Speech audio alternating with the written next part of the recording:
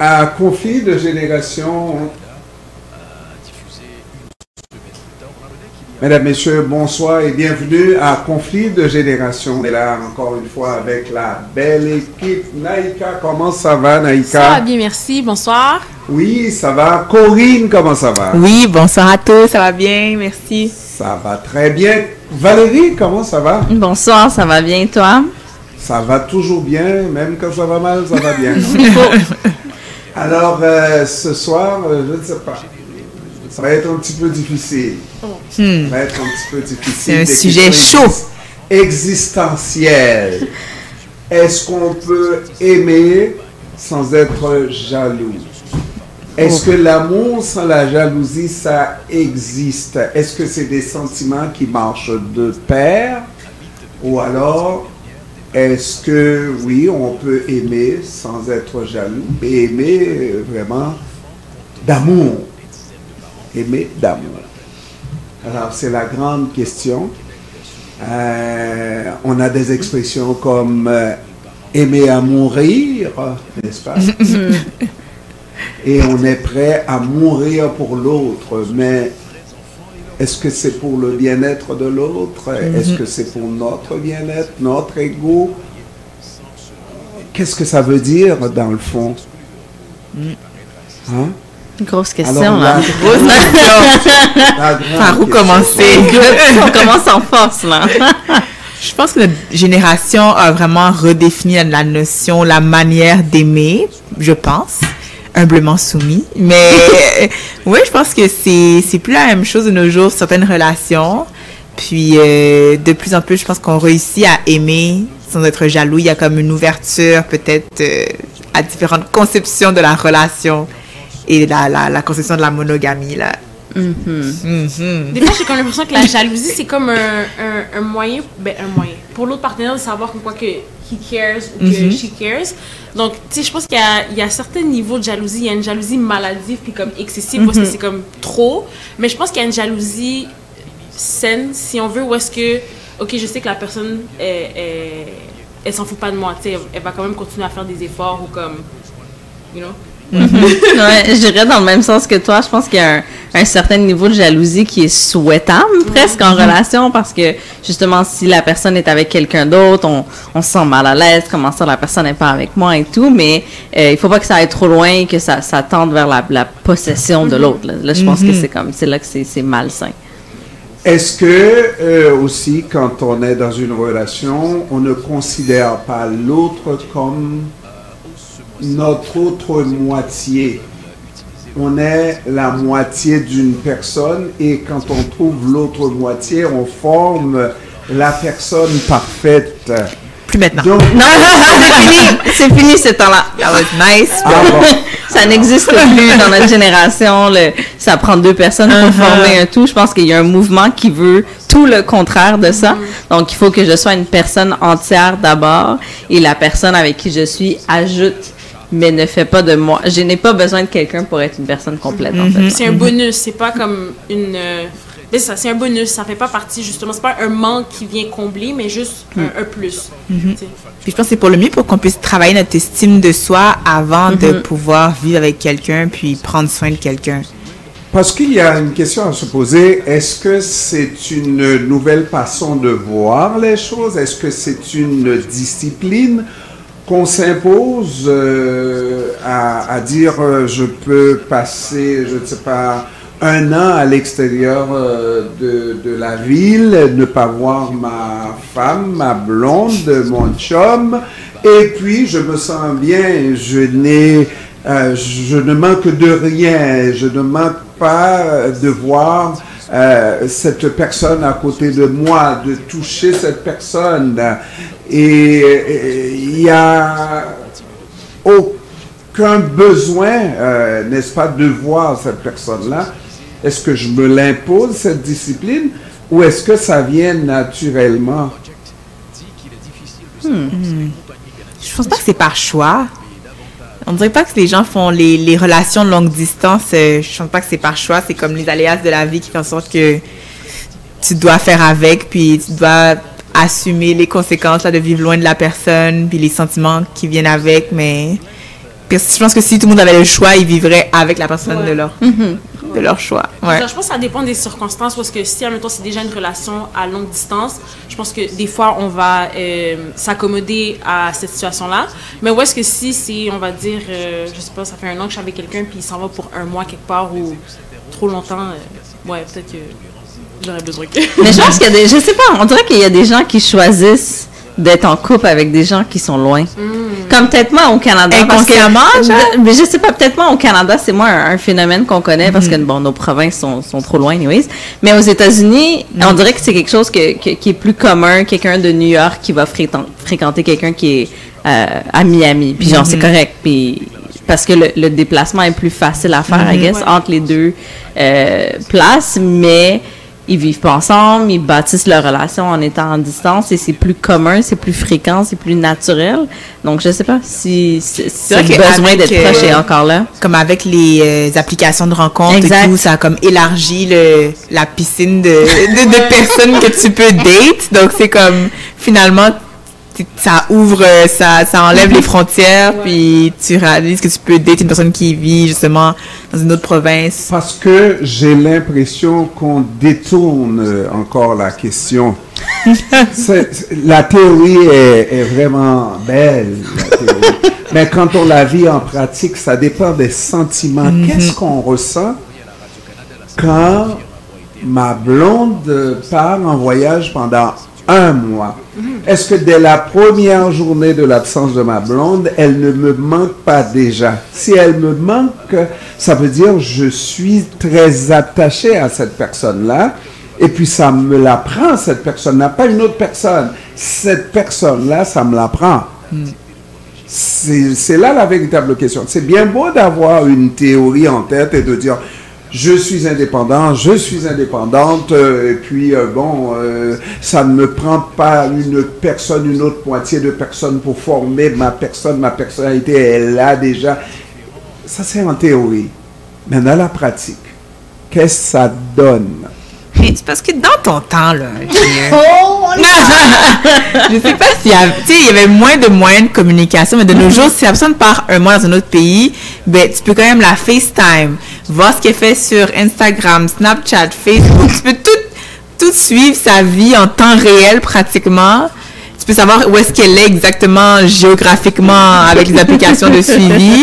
Donc, c'est comme, il n'y a plus vraiment de secret puis de distance tant que ça, à part la distance physique. Le reste, tu peux très bien rester connecté avec la personne malgré la distance physique de nos jours.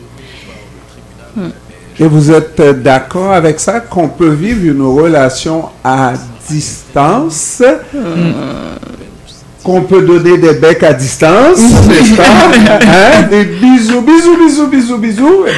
et puis ça suffit, les bisous, hein? Ben, je pense que ça dépend. Ouais. Je pense que oui, si c'est quelqu'un avec qui je suis déjà depuis plusieurs mois, plusieurs années, et la personne doit quitter pour le travail ou bon, pour une autre raison, ben c'est correct, il faut que la personne y aille. Oui, je m'ennuie de cette personne-là. Oui, je m'ennuie du contact humain. Mais comme dit Corinne, je suis pas complètement déconnectée de cette personne-là pendant 1 mois non plus. Je peux lui parler, je peux l'appeler, on s'envoie des photos. C'est pas des lettres postales. C'est pas des lettres postales qui arrivent quand la personne est déjà revenue. Tu sais, comme il y a un contact en temps réel. Donc, je pense que oui, on s'ennuie de la personne, mais beaucoup moins que dans ton temps, où est-ce que c'était des lettres postales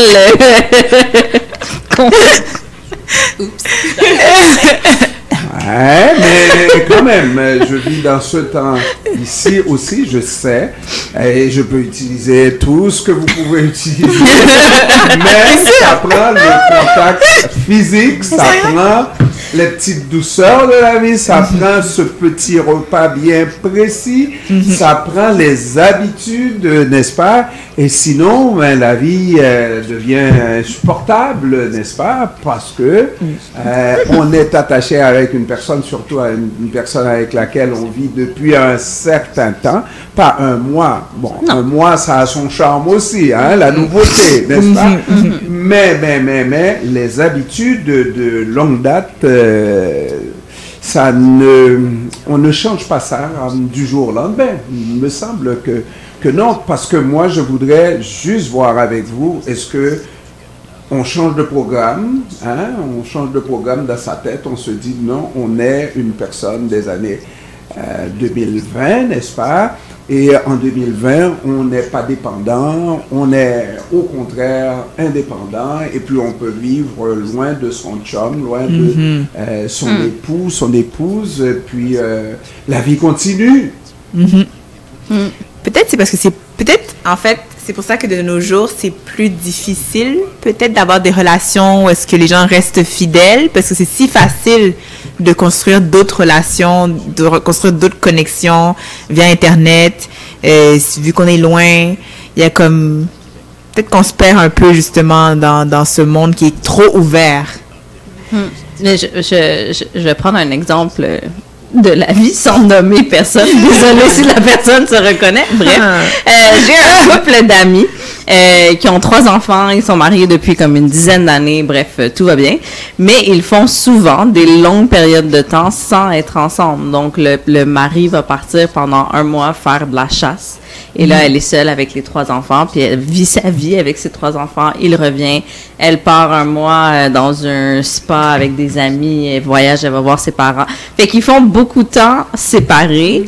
Et ce qu'ils expliquent, c'est que quand ils reviennent ensemble, c'est comme l'amour fou, là, c'est comme le coup de foudre, on recommence à zéro, on dirait qu'on vient de se re-rencontrer parce qu'on vient de faire 3-4 semaines sans se voir. Donc, je pense que la dynamique de couple change beaucoup au fil des années. On entend de plus en plus des couples comme ça qui vivent séparés tout en étant un couple. T'sais, ils sont pas séparés, ils sont mariés, ils sont heureux, mais se permettent des moments pour la personne seule, comme elle seule et lui seul. Fait que ça, c'est alors, intéressant. on va essayer de garder la même ligne que Corinne nous a lancée. Ça veut dire que le fait de pouvoir rencontrer à distance, par les moyens technologiques et tout ça, ça fait en sorte qu'on ne se fout pas de la fidélité. Le mot fidélité prend une autre dimension, un autre sens, c'est who cares, comme elle dit.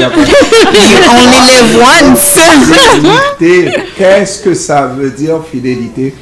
Est-ce que quand on est en couple, parce que on va toujours dire quand on est marié, pour celles qui vont se marier, hein? Est-ce qu'il ne faut pas garder une certaine fidélité à son conjoint, à sa conjointe, hein? C'est une question. Ben, Vous oui. semblez... À 100%, je veux dire, en tout cas, si je parle pour moi, mes intérêts envers une personne, c'est d'être fidèle envers cette personne-là. Donc, je m'attends à ce qu'il y ait une réciprocité de la même façon pour lui. Puis, tu sais, justement, comme on parlait justement de partir du 1 mois, c'est fou parce que j'en discutais hier avec mes cousines. Puis, moi, personnellement, si mon conjoint devait partir 1 mois, ben, on s'en va 1 mois. Toute la famille, là. Tout le monde fait ses bagages, comme yes, let's go, we're traveling. Une semaine, je peux comprendre. Puis, tu sais, pour le travail, ok, je comprends. Mais 1 mois, bon. Mais c'est vrai que ça va faire du bien. il n'y a pas de message lancé là. Hein, non, mais habite avec quelqu'un, va t'avoir la pause peut faire du bien. Je pense que c'est ça, je suis pas dans cette situation-là, donc il y a des choses que je peux pas nécessairement comprendre, mais on dirait que comme d'un point de vue extérieur, pour moi, 1 mois, puis juste pour aller en voyage, je sais pas trop où, genre, pour moi c'est comme, what are you doing? J'avoue. Je sais pas si je serais capable de le faire non plus le 1 mois. Mais il faut un couple solide, parce que justement, il y a tellement de tentations autres. Pendant ce mois-là, tu peux carrément oublier ton partenaire, puis après ça, être sur les réseaux sociaux, puis les gens qui te parlent, puis ça commence comme ça, hein, tout doucement. Justement, j'avais entendu une question, je la pose à tout le monde. Si dans le fond, on va dire vous avez un partenaire, puis il s'en va en voyage avec ses amis boys, puis comme tous ses amis boys, ils sont pas en couple, mais lui c'est le seul qui est en couple. Est-ce que vous accepteriez qu'il y ait c'est compliqué. Parce qu'on va se dire les fidélité. Quand on part comme ça en voyage et que c'est des gens qui n'ont pas de relation stable, disons, c'est des gens qui se permettent à l'extérieur d'avoir... alors, est-ce que l'entraînement va finir par induire, pour fidèle qu'il puisse être, n'est-ce pas, ton chum dans des dalles sûr que- des problèmes. C'est sûr Est-ce qu'on que... accepte? C'est oui ou c'est non? Premièrement, On décortique. ouais, c'est ça. Sujet à développement. Vraiment, la fidélité, je trouve que c'est une valeur sur laquelle... Ben, d'abord, il faut en discuter dans le couple, Ouais, là, 100%. de comment on l'aperçoit, Mhm. qu'est-ce qui est important pour nous, qu'est-ce qui est infidélité, qu'est-ce qui ne l'est pas. Puis ensuite, dans le deuxième temps, avec tes amis aussi, ce sont des valeurs qui doivent être partagées d'une manière ou d'une autre, qu'ils soient en couple ou non. Il y a des amis célibataires qui vont comprendre tes limites et qui vont respecter tes limites comme personne en couple. D'autres amis célibataires qui vont moins comprendre ça et qui vont te pousser vers ah oui, garde-toi là. Donc ça c'est ouais, il faut t'entourer de gens qui partagent les mêmes valeurs, les mêmes conceptions que toi parce que sinon.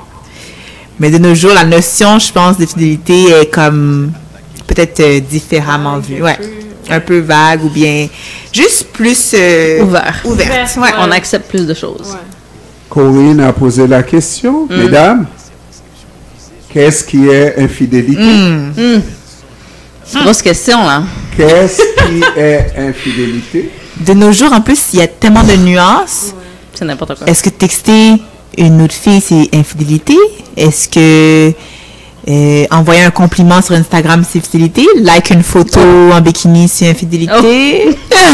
Je pense que c'est depuis que tu entretiens une conversation qui va au-delà de juste... Tu sais, tu peux donner un compliment à quelqu'un. Tu sais, je veux dire, t'as des beaux yeux. Tu sais, je veux dire, je vois quelqu'un, elle a des beaux yeux, que ce soit un gars ou une fille, t'as des beaux yeux, t'as des beaux yeux. Tu sais, c'est un fait, c'est un fait. Mais si c'est comme, ah, t'as des beaux yeux, comment tu t'appelles, c'est quoi ton nom, ou d'où tu viens, c'est comme, pourquoi avoir cette conversation-là si c'est comme...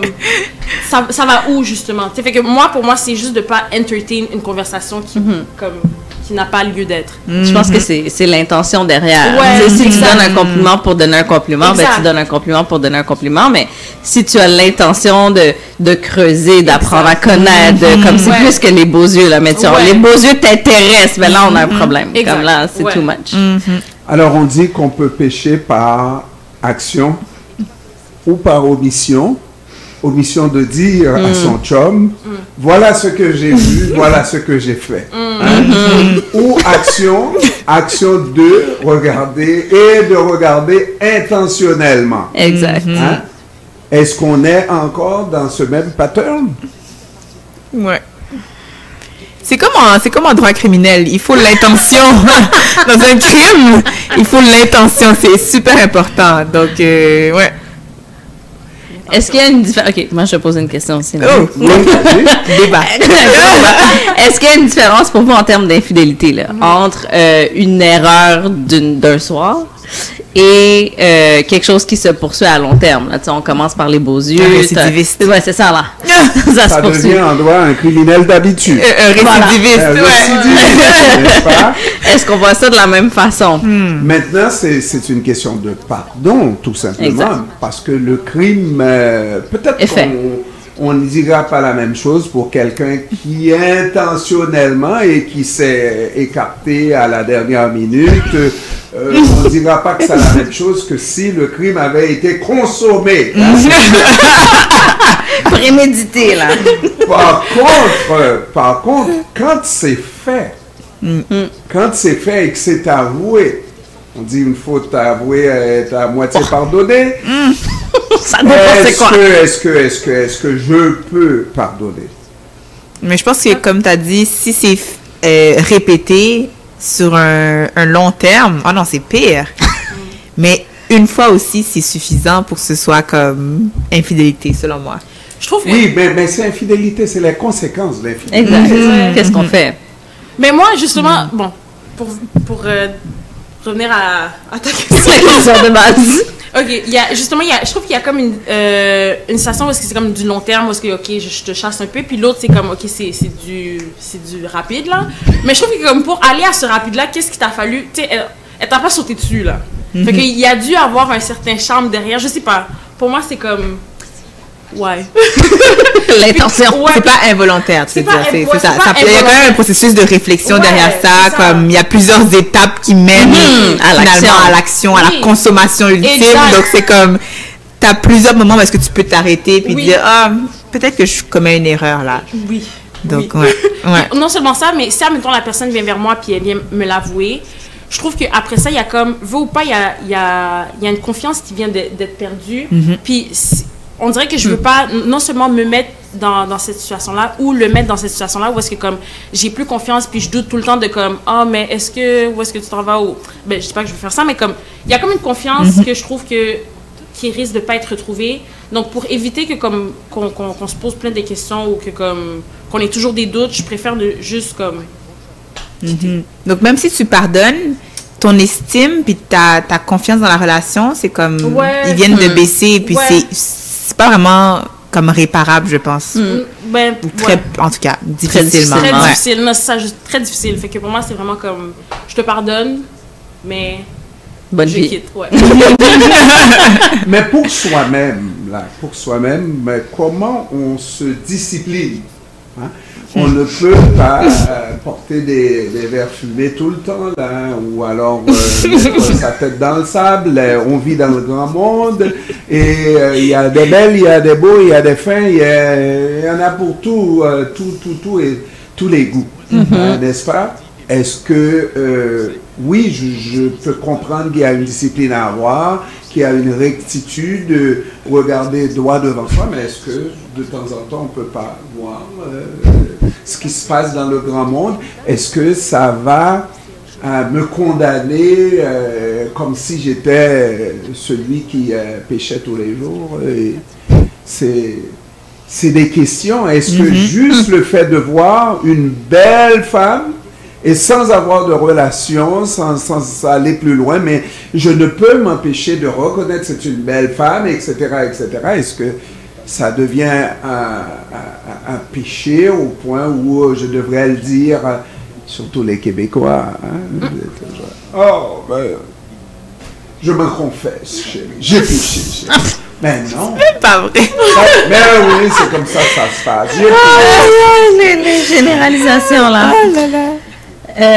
Ben non, je pense qu'on est tous humains, on a tous des yeux, il y a beaucoup de gens sur la planète, sur les médias sociaux et tout, fait que je pense que de regarder sans intention, sans arrière-pensée, sans action qui suivent, ça fait partie de la vie, là. Je pense que c'est irréaliste aussi de penser que son partenaire verra jamais quelqu'un de plus beau, plus belle que nous, comme c'est ça. Puis faut pas rendre ça tabou non plus. Ça va juste empirer la dynamique dans la relation. Comme c'est normal si tu regardes, c'est normal si tu as des remises en question de temps en temps, ou bien tu sais comme que tu te questionnes sur les différents parcours que tu aurais pu emprunter avec telle autre personne.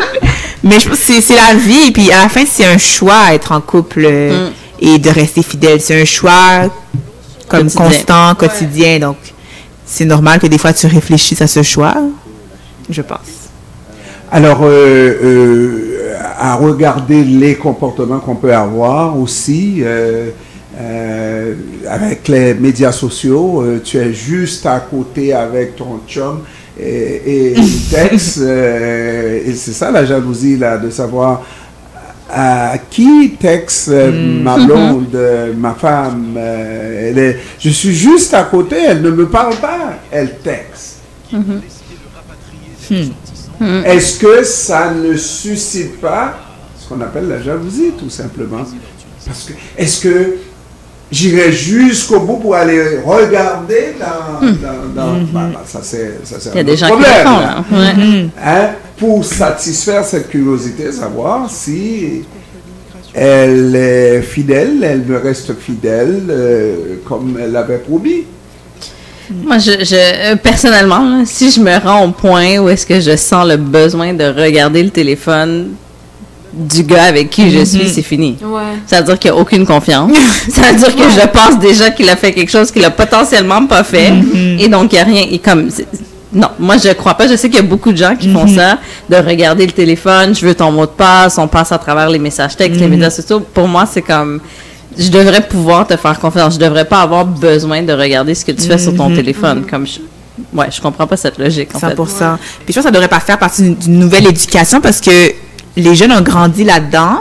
mais c'est pas nécessairement quelque chose qu'on apprend à naviguer à travers à l'école, étant dans les cours d'éducation sexuelle ou quoi que ce soit, ou d'éducation juste dans les relations amoureuses. Je trouve que les jeunes de nos jours devraient avoir une certaine éducation là-dessus parce qu'ils savent pas comment gérer justement qu'est-ce qui est toxique, qu'est-ce qui est pas toxique, c'est quoi les limites que je peux dire, c'est juste parce que je me sens pas rassurée dans la relation, ou ça devient de la jalousie toxique et malsaine. Donc, il faut que le jeune sache comment gérer ces émotions-là, puis comment gérer les réseaux sociaux, puis voilà, ce qui est acceptable ou pas. Puis je pense aussi de savoir d'où vient cette jalousie-là. Tu sais, des fois, la personne te donne, si on veut, pas l'occasion, l'opportunité, mais tu sais, elle te donne le doute, elle fait quelque chose parce que comme tu doutes, puis là, justement, c'est là que tu commences à te poser des questions. Mais où est-ce qu'elle te donne juste pas le doute, puis que c'est juste quelque chose que tu ramènes de ton que t'as appris, que tu ramènes de tes anciennes relations? Je trouve que c'est là que c'est comme un peu toxique parce que, tu sais, quand tu es dans une relation avec quelqu'un, c'est pas tout le monde qui est pareil, donc faut savoir ses limites aussi. Tout le monde n'est pas pareil, mais est-ce qu'il faut faire confiance, la confiance, comme a dit Valérie tout à l'heure, si il faut que j'aille jusqu'à regarder son téléphone, la confiance est nulle et puis ça vaut pas la peine. Mais par contre, est-ce que je dois dire ma femme est fidèle et puis elle n'a aucune raison d'être infidèle, etc. Et je fais confiance à 100%. La confiance est à combien? 50, 75, 80. Ça dépend des jours. Ça dépend des jours. Ouais, c'est ça. C'est vraiment ça. Non, mais je pense que dans un idéal, la confiance, en tout cas pour moi, la confiance doit être à 100% tout le temps. C'est sûr que si la personne, comme tu dis, fait des choses qui remettent en doute, ben ça descend progressivement, mais si ça descend à un point où est-ce que c'est 0 ou en bas de 50, je vois pas la pertinence de continuer. Si je m'embarque dans une relation avec quelqu'un, c'est parce que je lui fais entièrement confiance. Je lui donne mon cœur, je m'ouvre à cette personne-là, donc il faut que j'ai 100% confiance en elle, c'est sûr. 100%? 100%. Corinne, 100%?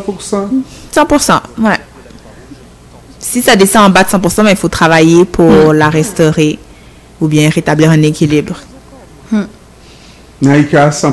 100%. Jusqu'à preuve du contraire? Jusqu'à preuve du contraire. Ouais. Au départ, on laisse la chance au coureur, comme on dit. Alors, il faut regarder aussi, lorsqu'on parle d'amour, on aime, qu'est-ce que ça veut dire? Aimer. Qu'est-ce que ça veut dire? Aimer la personne. Et parce qu'on va confondre si j'aime quelqu'un et que je vois cette personne dans une relation peut-être dangereuse avec quelqu'un et ça ne me fait pas un pli. Est-ce que j'aime cette personne-là? Véritablement? Tu me quittes, ok, tu restes avec moi, c'est correct. Tu vas avec quelqu'un d'autre, mais déjà comme ça pour de vrai. C'est bon pour toi. Et je l'aime, cette personne-là, c'est ça l'amour? Non.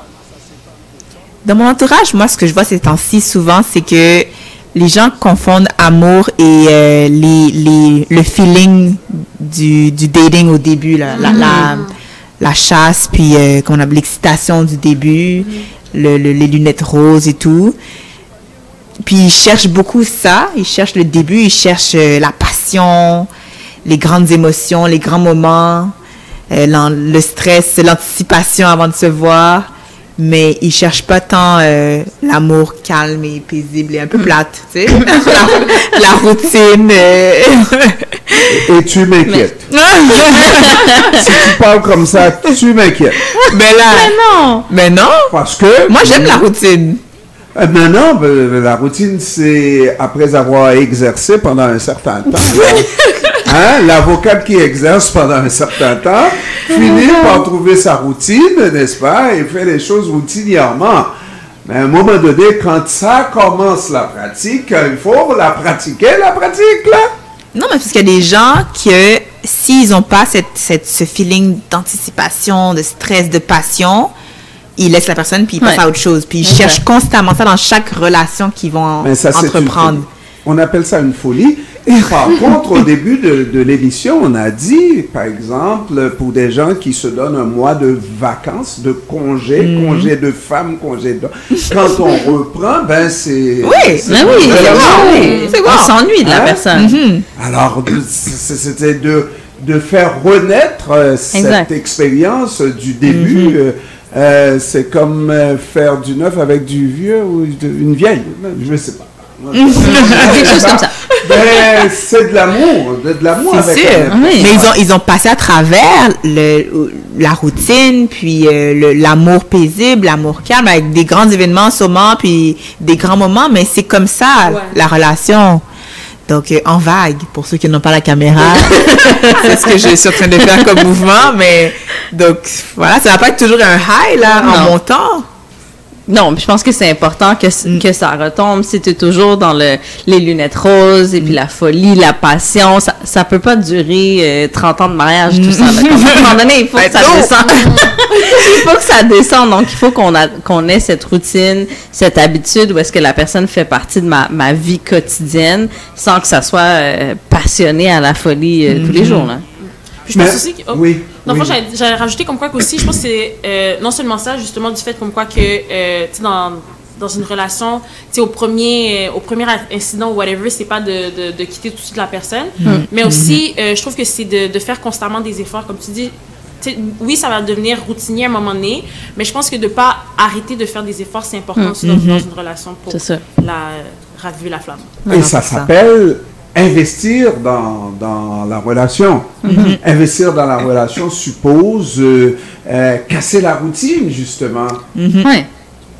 Mais une fois de temps en temps. Une fois de temps en temps, que ce soit des sorties, que ce soit dans la façon de vivre notre amour, n'est-ce pas? Parce que la routine, ça tue l'amour. Hein? Ça tue l'amour. Mais justement, quand tu disais, c'était quoi comment on fait pour rester fidèle, tu sais, comment on fait pour ne pas sombrer? Je pense que justement, investir dans la relation, se donner même si c'est difficile, ou bien même si t'as pas envie, ben, raviver la flamme, c'est un des éléments tellement importants pour pas divaguer. Aller ailleurs. Alors, redéfinissons le verbe aimer. C'est quoi aimer? Quand je dis que j'aime une femme, est-ce que c'est je m'aime en cette femme-là, n'est-ce pas? Et puis, je veux qu'elle m'appartienne. Et puis, tu sais, j'ai déjà entendu des expressions, je l'ai dans la peau. Je ne peux pas vivre sans elle, ça peut aller très loin. Je ne peux pas vivre sans lui, ça peut aller vraiment très loin. Quand on regarde cette personne-là, mais c'est elle, et puis pas quelqu'un d'autre. Là. Je pense que c'est dur à définir. En fait, je pense que ça dépend de chaque personne. Tout le monde exprime l'amour de différentes façons, il reçoit l'amour de différentes façons aussi. Donc, ce qui est de l'amour pour moi sera peut-être pas de l'amour pour toi et vice-versa. Puis, ouais, je pense que c'est propre à chacun. Ouais.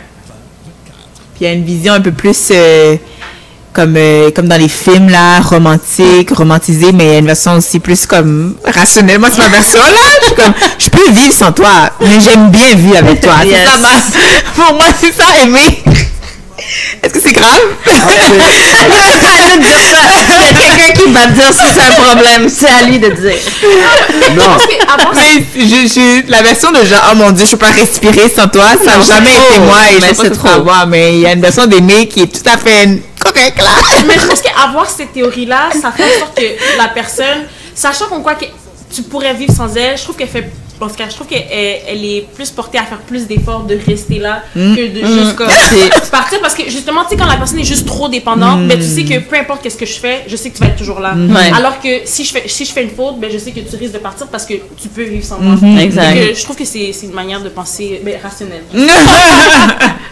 Non, parce qu'encore une fois, là, on passe de la pratique à la théorie ou de la théorie à la pratique parce que Oui, j'aime la belle expression. Moi, c'est ma fille me dirait ça là, je lui donnerais 3 morceaux de robot. Mais dans la pratique, est-ce que quand c'est l'homme qui dit salut, bye bye, bonjour et puis c'est fini, est-ce que c'est pas là que les pleurs commencent? Est-ce que tant qu'on n'expérimente pas une séparation, ah ben, on se pense fort, forte, n'est-ce pas? On est capable. Et puis, je t'aime bien, je veux bien vivre avec toi, mais je peux vivre sans toi. Et c'est là, au moment où la séparation intervient, véritablement, qu'on commence à voir que non, mais je m'étais trompé. C'est pas ça du tout. Parce qu'il faut l'avoir vécu pour savoir ce que c'est qu'une séparation. C'est sûr. T'as sûrement raison, c'est vrai. Non, mais c'est sûr, mais il y a l'expression qui dit, c'est quoi? You don't know what you have until it's gone. Donc, tu réalises pas à quel point tu tiens à quelqu'un tant son temps que la personne est encore là et c'est le jour qu'elle quitte que tu fais comme, oh, attends une minute, j'étais bien. Fait que je pense que oui, il y a une partie de ça, on veut tous dire, oh non, j'ai pas besoin, mais effectivement, quand la séparation arrive, c'est là que ça fait mal. Mais ça, je pense que de dire comme quoi que je peux vivre sans toi, c'est pas nécessairement de dire comme quoi que si tu t'en vas, ben je vais t'historier. C'est ça. C'est sûr qu'il va avoir un mal, mais je sais que avant toi aussi, j'étais une personne, puis je sais que je vais me retrouver après ce moment de comme break, puis de mal, puis mais je sais que je vais finir par me retrouver. Donc, je pense que c'est ça. Preach. Alors, on va aller à l'extrême, pas vrai?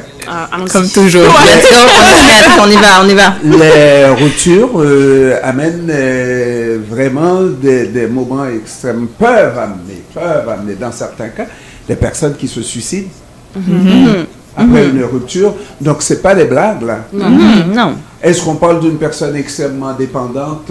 Je ne sais pas, mais toujours est-il qu'il faut prendre en considération des personnes qui disent moi, c'est ma vie. Et on voit aussi dans des cas de séparation des personnes qui s'enlèvent la vie, qui enlèvent, alors on n'a pas besoin de dire qu'ils enlèvent la vie d'autres personnes. Donc c'est extrêmement important est-ce que c'est la même chose? Est-ce que c'est la même définition d'amour pour celui qui va aller à cet extrême-là par rapport à celle qui dit non, moi je t'aime bien, mais je peux vivre sans toi. Et qui va le faire véritablement. Mais encore une fois, on dit, tant que tu ne l'as pas vécu, tu ne peux pas savoir ce que c'est. Mais l'amour aussi, c'est de savoir aussi lâcher prise, dans le sens que, pour le bien de cette personne-là, si elle ne veut plus, je vois pas pourquoi, c'est quoi l'essentiel d'être avec quelqu'un qui ne veut pas être avec toi. Tu sais, je veux dire, fait que, justement, c'est de laisser, de lâcher prise, puis comme, lâcher T'as pas de contrôle dessus au final. Mais il y a une question aussi de gestion des émotions difficiles, comme on apprend aux jeunes, aux gens en général, aux adultes aussi, comment gérer leurs relations sexuelles, mais on n'apprend pas comment gérer leurs émotions difficiles. Et pour moi, c'est tout aussi important.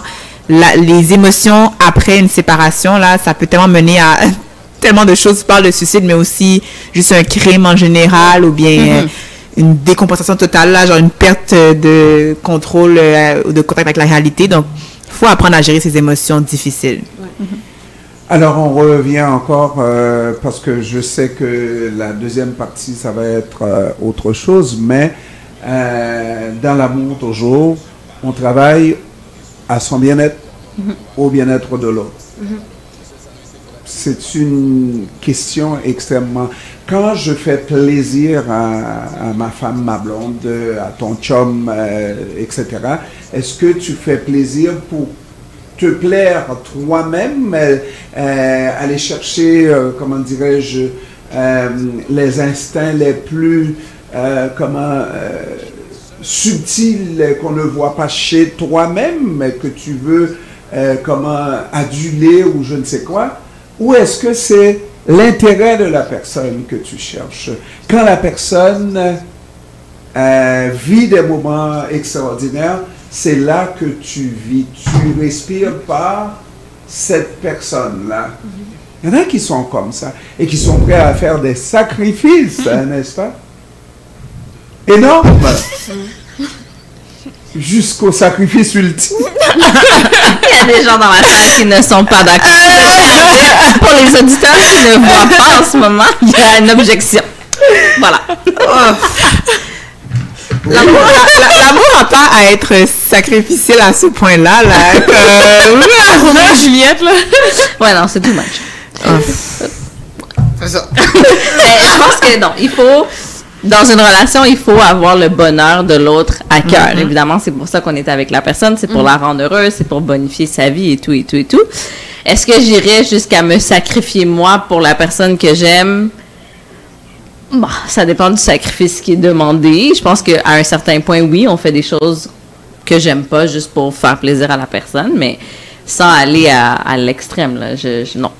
Mais c'est vrai qu'il y a beaucoup de couples qui le font. Même Michelle Obama, elle disait dans son livre, là, ou dans son une entrevue, que dans son couple avec Barack, le président, l'ex-président, le beau président, comme durant plusieurs années de sa vie, elle a mis sa carrière en pause, ou bien en retrait, ou bien ses intérêts, ses ambitions en pause, pour que lui puisse avancer. Puis c'était pendant plusieurs années, surtout quand ils ont eu des enfants, on parle d'une dizaine d'années, parce que c'est dit, moi je donnais 80% dans la relation, dans la vie de famille, lui donnait 20%, puis c'était comme ça, je me sacrifiais.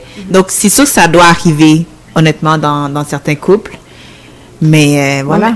Mais ça, c'est un sacrifice qu'elle a fait pour le bien de sa famille. La famille en général, parce que l'ascension de mon mari est mon ascension. Il devient président, I'm first lady. Comme c'est bien aussi. Donc, c'est pas un sacrifice que je fais qui ne bénéficie qu'à lui, comme un voyage avec les boys qui m'amène absolument rien dans la vie, qu'être seule avec 3 enfants dans la maison. Je gagne rien autre que il va être content, donc tant mieux pour lui. Fait que je pense qu'il y a différents niveaux de sacrifice. Il y a le sacrifice que je fais pour mon mari, mais qui a un impact positif pour mes enfants, pour le futur. Donc, c'est pas le même genre de sacrifice. C'est vrai. Et puis, je reviens à une question qui a été posée tout à l'heure. Est-ce qu'on peut aimer quelqu'un qui, visiblement, ne nous aime pas, ne tient pas à nous? Tout le temps! Tous les jours! Est-ce qu'on voit ce que les autres voient? Michael B. Jordan. Les membres de la famille qui voient le type de vie que ça nous fait mener et qui détestent littéralement le genre de vie que l'autre fait mener à la nôtre, n'est-ce pas? Et qui s'en désolent, mais malheureusement, la personne qui est amoureuse ne voit absolument rien, que dalle, comme on dit, n'est-ce pas? Ne voit absolument rien et reste là, Je pense que oui, malheureusement, ça arrive. Il y a des gens qui sont Trop souvent. Trop souvent. Il y a des gens qui sont dans des relations et d'un point de vue externe, on se dit, mais pourquoi t'es là? Qu'est-ce que tu fais comme ça va? Mais je pense que c'est des relations toxiques. C'est quelqu'un qui a peut-être un manque d'estime de soi qui peut aller chercher une certaine validation dans l'autre. Donc, on ne sait pas ce qui se passe derrière les portes fermées. C'est tellement facile de juger de l'externe, mais moi, je me dis, si il est bien, si elle est bien, qui suis-je? Moi, je dis que c'est pas bien selon mes standards, mais selon ses standards à elle, elle est bien. Donc, à moins qu'il y ait de l'abus physique et tout, là, évidemment, mais sinon... Mais souvent, il n'y a pas d'abus physique, mais peut-être qu'il y a de l'abus psychologique, parce que la personne, finalement, elle sait qu'elle a un pouvoir sur l'autre personne. Ouais. C'est comme, peu importe ce qu'elle va faire, comme on dit tantôt, l'autre personne va rester, puis va accepter tout ce qui va être fait. Donc, elle a comme un pouvoir malsain dans la relation, une dynamique inégale, là. Mais justement, pour en revenir à ce que tu as dit, quand tu sais que je peux être bien aussi sans toi, je trouve que c'est important de savoir sa valeur aussi dans une relation. Puis avant d'embarquer, comme je disais, c'est important de savoir que tu es une personne en tant que telle avec et sans l'autre. Donc, faut faire attention justement où est-ce que ça devient obsessionnel. Puis je peux pas vivre sans lui. Puis ci, puis ça, c'est comme... Wow. C'est beaucoup trop, mais on sait que ça existe véritablement. Et puis, parce qu'il y en a qui croient que la main de l'autre, c'est la main de Dieu. Il a les mains de fée ou il fait des miracles, n'est-ce pas? Et puis, c'est Dieu sur terre, la déesse sur terre, et qui carbure à ça, n'est-ce pas? Et qui vit par cela. Et c'est eux qui vont encore plus mal vivre la séparation finalement, parce que ça va être tellement difficile pour eux, là. Ils vont partir de loin, là, pour eux. En tout cas, donc... Alors, dernière partie, c'est les couples ouverts, n'est-ce pas? Parce que c'est une mode, paraît-il. C'est une nouvelle réalité. Une nouvelle réalité. Comment on peut vivre ça dans l'amour? Est-ce qu'il y a de l'amour lorsque on peut se mettre à trois, l'amour à quatre, ou je ne sais quoi, là, n'est-ce pas? Je ne veux même pas savoir. C'est impossible pour moi de vivre une chose comme ça. Comment on peut vivre ça dans l'amour? Mais c'est deux choses différentes, les couples ouverts et les couples polyamoureux. Parce que les couples ouverts, ils vont pas vivre tous ensemble dans l'amour. Il y a un couple principal et ils se permettent d'aller voir ailleurs pour se remplir certains besoins plus physiques qu'émotionnels. Puis les couples polyamoureux, ben eux, ça c'est vraiment vivre l'amour en groupe là, je pense, tout mutuellement l'un envers l'autre. Donc ouais, ça j'ai de la misère à le percevoir. Mais les couples ouverts, je peux comprendre d'où est-ce que ça vient, parce que ça vient du fait que le commitment, là, de faire le choix au quotidien, peut devenir difficile pour certains, pour leurs besoins physiques, là, ou leurs besoins du thrill, là, du chasing, de l'excitation. Donc, ça vient de là. C'est pour ça que le roleplay existe. Moi, dans ma tête, mais tu sais, j'ai jamais vécu, donc tu sais, mon opinion est très restreinte, mais pour moi, c'est monogamie all the way. Je ne pourrais pas être en monogamie.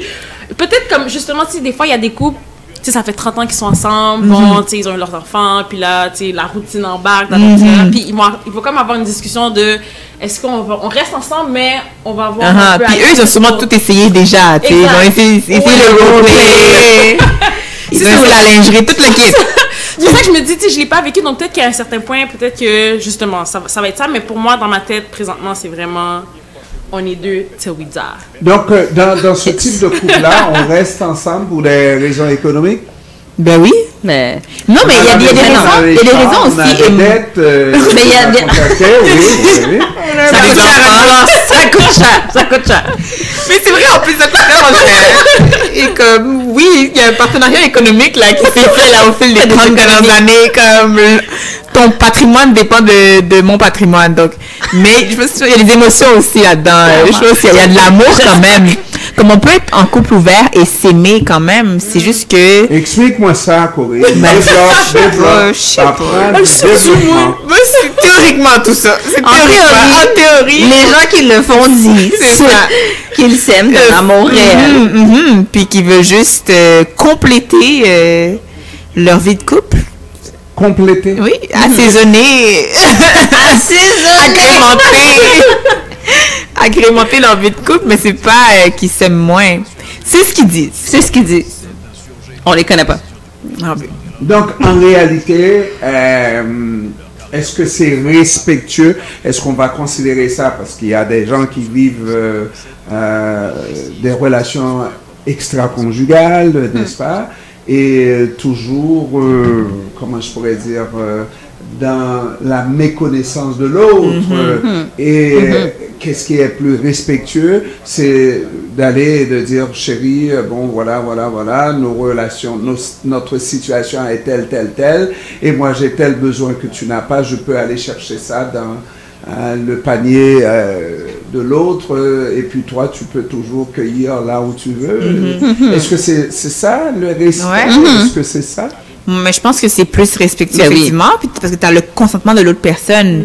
Si elle veut pas rester dans le couple ouvert, elle est libre de quitter le couple ouvert. On a besoin du consentement de l'autre personne. Oui. Même si l'autre personne n'est pas notre moitié, chère moitié, parce qu'on a dit au début de cette émission, il vaut mieux être une personne à part entière sans avoir besoin de l'autre moitié. Et on a besoin de l'assentiment de l'autre pour faire. On est quand même en couple. On est en couple avec quelqu'un. On décide un jour qu'on veut aller voir ailleurs, sans perdre cette personne avec qui on est, mais juste pour combler un besoin, comme tu disais, Corinne. Donc, on a la conversation ensemble. Sinon, c'est de l'infidélité. Si je vais voir ailleurs et l'autre personne ne sait pas, je tombe dans un autre une autre catégorie. Mais ce qui est ironique dans les couples ouverts, c'est que souvent, ils vont se permettre d'aller voir ailleurs, mais ils vont pas vouloir plus de détails. C'est comme, OK, on est un couple ouvert, mais je veux pas savoir dis-moi pas qui, dis-moi pas quand, dis-moi pas comment. Comment? Donc, on est un couple ouvert, Oui. mais ne me dis pas qui tu vas voir, ne me dis pas quand tu vas la voir ou le voir, ne me dis pas comment, qu'est-ce que vous allez faire, je veux rien savoir. Mais sache que c'est correct. Ouais. Donc, c'est quand même ironique parce qu'au final, il y a quand même une méconnaissance, il y a une ignorance volontaire, mais t'as consenti. Ernest ne comprend rien. Et tout ça dans l'amour. Tout dans l'amour et dans le respect. La preuve, Will Smith et Jada Smith. Ah! Non, C'est pas vrai. Hey, on ouvre notre porte, là. Mais c'est ça aussi qui est ironique parce que je pense que ça revient au même, comme ça amène les mêmes conséquences. Peut-être pas aussi rapidement que quand on trompe quelqu'un, quand on est infidèle, mais quand on est un couple ouvert et que ces choses-là arrivent, on va voir ailleurs, d'une manière ou d'une autre, il y a le même drame qui va finir par se produire. Il y a quand même, je sens que le consentement de la personne n'est jamais libre, complètement libre et éclairé ou bien complètement donné à 100%. Puis, ça fait en sorte que quand elle apprend finalement que son partenaire a été voir ailleurs, ça choque quand même, ça fait quand même mal à l'estime, ça fait quand même mal à la confiance du couple de savoir qu'on n'est pas suffisant pour l'autre personne. Moi, je pense que ça revient toujours au même. Mais ça veut dire qu'on n'était pas, comme tu dis, on n'était pas pleinement consentant, on n'était pas d'accord avec la soeur. Parce que veut pas, je pense qu'il y a une personne dans le couple qui veut plus la conversation. C'est ça, c'est moi qui amène le sujet. Donc, clairement, je veux plus. C'est ça. Ma partenaire ou mon partenaire ne voulant pas me perdre, ne voulant me rendre heureux, bon, blablabla, dit oui. Mais est-ce que c'est probablement pas un oui sincère? Comme il y a probablement un OK. Mais tu sais, fait que je pense que c'est dans ces instances-là que ça choque parce que tu voulais pas vraiment, dans le fond. Parce que le problème, je le vois, le problème, c'est celui par qui le scandale va arriver. C'est pas vrai que on va arriver les deux à la même conclusion, au même instant, la même journée, et dire, j'avais quelque chose à dire. Oui, moi, oui. La personne à côté, oui, mais il y a quelqu'un qui a péché avant, n'est-ce pas? Et arriver à comment transmettre la conversation, à avoir même cette conversation avec sa conjointe, avec son conjoint. Il va falloir admettre des choses, là. C'est quelque chose. Ouais. C'est quelque Moi, chose. je connais des gens que c'est juste la conversation a détruit la relation. Juste de dire, écoute, je suis sortie dans un bar, puis j'ai pensé à faire ça. C'est comme... Ou genre, je pense que notre couple est trop stagnant, puis j'aimerais ça qu'on aille vers tel modèle de couple. Juste ça, c'est comme off. Ben parce que si c'est pas quelque chose qui t'intéresse... Moi, c'est ça, mais c'est choquant, même après de restaurer la confiance. Après, maintenant, tu dis, ben moi, ça m'intéresse pas. Puis le partenaire dit, OK, ben on reste ensemble, mais après ça, il y a comme un... c'est awkward. C'est vraiment awkward. Il y a un malaise. Il y a un malaise, parce que c'est comme on n'est pas sur la même page, finalement. Tu sais? Et puis, avec tout ça, le danger que, oui, on est allé là pour une expérience, pour aller juste chercher ce qui nous manque dans notre couple. Et puis, avec la possibilité et le piège éventuel qu'on tombe amoureux, qu'on tombe amoureuse de cette personne avec qui on est en relation. Donc, c'est une épée de Damoclès qui nous prend sur la tête tous les jours lorsqu'on cultive une relation comme ça, extra-conjugale. Et puis, même si on dit que c'est ouvert, mais c'est quand même une relation extrêmement dangereuse, non? Oui. Complexe, en tout cas. J'ai une petite anecdote pour vous. Okay. J'ai toujours des anecdotes. Je connais trop de gens. Mais j'ai eu une amie qui faisait partie d'un couple ouvert. Donc, il y avait un couple qu'elle connaissait qui ont décidé d'aller, voir ailleurs. Et elle a rencontré le gars. Et 3 ans plus tard, le gars quitte l'autre fille. Et pour elle. Et là, ils sont fiancés, là. Pouf! Mais c'est parce que ça faisait 10 ans qu'il était avec la première fille. Wow! Donc, voilà. Je n'ai pas d'opinion, j'adore mon amie, je suis hyper contente pour elle parce qu'elle a trouvé l'homme de sa vie, mais comme, je je me mets à la place de l'autre fille. Ouais. Après 10 ans de relation, j'accepte d'être en couple ouvert et là, je perds ma personne. Mais le risque était... Mais Le risque, c'est ça. Pour moi, le Au risque départ. est évident. Mais là, est-ce que ton ami, ils sont en couple ouvert? Maintenant qu'ils sont Non, fiancés? elle est comme, non, moi, je fais pas ça. C'est fini. C'est pour les autres, mais Wow. wow. Pour trouver la personne maintenant qu'elle a trouvé la C'est personne. quand- non, c'est Ends fou. Now. Voilà. Oh my. Mais le risque était là. Ouais. Comme ils étaient tous en connaissance de cause. Puis je sais que dans les couples ouverts, des fois, il y a des règles bien établies pour essayer d'éviter que ça arrive. Par exemple, ne pas fréquenter la personne pendant une durée trop longue. Donc, La même personne. Donc, la même personne. Ne pas parler comme juste consommer, mais sans parler, sans Apprendre à se connaître. Consommer sans émotion. Voilà. consommer sans émotion. Voilà. Donc, des fois, il y a des règles vraiment bien établies, mais Nature humaine. c'est l'humain. C'est comme, c'est Moi-même, tellement je dirais incontrôlable. consommer sans baiser. Bon, alors, c'est gros, mais c'est à peu près ça parce que c'est très intime, hein, n'est-ce pas? Il peut y avoir une partie très mécanique, mais s'embrasser, là, c'est plutôt... Ben oui, c'est sûr. Ah ouais, hein? Cela dit, on va regarder le dernier type, c'est la polygamie. La polygamie, est-ce que généralement c'est des deux côtés, c'est où la femme est autant la femme que l'homme, ou c'est davantage l'homme que la femme? Je pense que... Mais traditionnellement, c'est l'homme Ouais. qui a plus de place, puis la femme est un peu comme soumise à son rang, j'imagine, là. Femme numéro 1, 2 ou 3, 4. 5. Mais la dynamique change maintenant quand on reprend ce concept-là dans les pays de l'Occident. C'est différent, là, j'imagine. C'est pas la même chose. Mais je sais pas. Je pense que c'est encore ça. Dans les pays occidentaux, c'est ne pas se marier avec plusieurs femmes. Non, c'est ça, c'est pas marié, c'est ça, c'est polyamoureux. Polyamoureux. C'est ça. Moi, je parle des couples pas la polygamie. Mais polygamie implique mariage absolument? Ouais. C'est pas simplement relation. Mais officiellement. OK. Plusieurs femmes. Plusieurs femmes, donc mariage. Ben, c'est pas sûr, on peut pas, mais... Le mariage, ouais.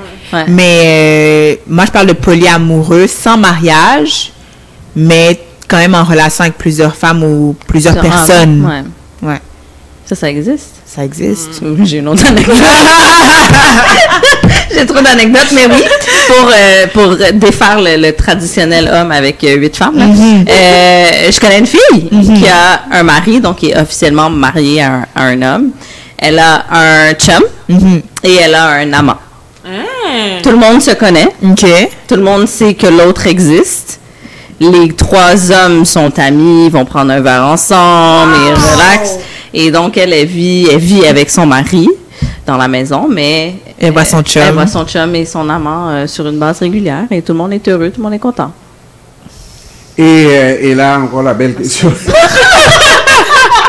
Je sais pas comment ils font, là. Là, je comprends pas. Est-ce qu'elle est amoureuse de son mari? Elle dit oui. Elle dit être amoureuse des 3, en fait. tout le monde. Ben oui, OK. des 3. Ça me fait penser à une émission sur Netflix, Lola Darling. Mais c'est tellement... c'est exigeant émotionnellement, non? Ouais, moi c'est ce que je me dis, je serais pas capable d'être avec plusieurs. J'ai pas l'énergie comme je peux à peine être avec une personne. Juste voir 3 amis régulièrement, c'est compliqué. Alors, voir 3 amants régulièrement, 3 personnes. Mais parce qu'elle dit que chaque personne satisfait un besoin différent. Son mari, c'est son mari, c'est son ancre, c'est sa stabilité, c'est sa routine, c'est sa vie. Son chum, c'est la spontanéité, le plaisir et tout. Puis bon, l'amant, c'est... Voilà. C'est l'amant. Ça dit ce que ça dit. Hein, c'est l'amant. C'est lamentable. Alors, où est-ce qu'on peut aller de plus? Est-ce qu'on peut améliorer cette chose-là encore? Rendu là où on est rendu. Il y a plus, Dieu. Il y a plus. Parce que ça, c'est polyamoureux, mais il y a aussi les trouples. Donc, les couples, mais à plus de 2 personnes. Je pense que ça s'appelle des trouples. Wow. Ça s'appelle C'est-à-dire que c'est pas seulement une fille qui aime 2 hommes. c'est une fille qui aime 2 hommes et les 2 hommes entre eux s'aiment aussi. Donc, tout le monde s'aime, en fait, dans le triangle. Peu importe le genre des personnes. Ben non, ça peut être 3, ça peut être 4, ça peut être... Le nombre ça peut aller à l'infini, là. Mais c'est des gens que chacun mutuellement s'aime. Voilà. Wow.